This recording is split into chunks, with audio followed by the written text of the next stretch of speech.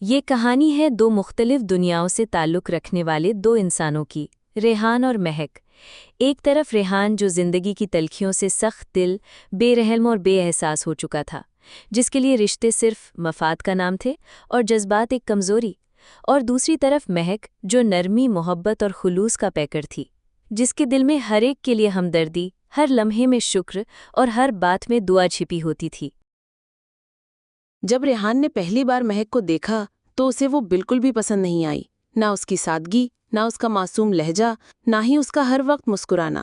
ریحان کو ہمیشہ مغرور، خود اعتماد اور سنجیدہ لوگ پسند آتے تھے، اور مہک کی عاجزی، نرم مزاجی اور ہر بات میں شکر ادا کرنا اسے کمزوری محسوس ہوئی۔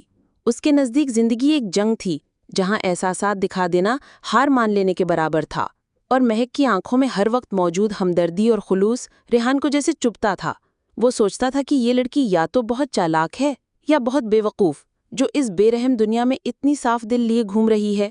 دراصل ریحان کو مہک اس لیے بری لگی کیونکہ وہ اس کی اندرونی سختی کو چیلنج کر رہی تھی اور دل کے بند دروازوں پر دستک دے رہی تھی جسے وہ برسوں سے بند رکھے ہوئے تھا۔ مہک اور ریحان کے درمیان محبت کا آغاز خاموش نظروں، چھپی فکروں اور بے نام خیالوں سے ہوا۔ وہ کبھی لفظوں میں اظہار نہ کر سکے، مگر دل ایک دوسرے کی موجودگی میں سکون پانے لگا۔ ریحان کو مہک کی خاموشی میں اپنی بے چینی کا جواب ملنے لگا، اور مہک کو ریحان کی بدلتی نظریں، نرم پڑتا لہجہ اور غیر محسوس فکر ہر پل اس بات کا یقین دلاتی رہیں کہ وہ اب اس کے لیے خاص ہو گئی ہے۔ ایک دن جب مہک دفتر سے دیر تک نہ آئی تو ریحان کی بے قراری اس حد تک بڑھ گئی کہ اسے خود بھی سمجھ نہ آیا کہ اسے مہک کی اتنی فکر کیوں ہو رہی ہے۔ اگلی صبح وہ مہک کے سامنے پہلی بار رک کر بولا، تمہارے بغیر عجیب سا لگتا ہے، جیسے سب کچھ ہو کر بھی کچھ کمی ہو۔ مہک نے نظریں جھکا لیں، مگر ہونٹوں پر خاموش مسکراہٹ نے سب کہہ دیا۔ اور پھر ایک لمحہ ایسا آیا جب ریحان نے نہایت سادگی سے کہا، مجھے لگتا ہے میں تم سے محبت کرنے لگا ہوں۔ مہک کی آنکھوں میں نمی، چہرے پر سکون اور لبوں پر فقط ایک جملہ تھا، مجھے تو کب سے ہو گئی تھی۔ اور یوں دو دلوں کا خاموش سفر محبت کے اعتراف سے روشن ہو گیا۔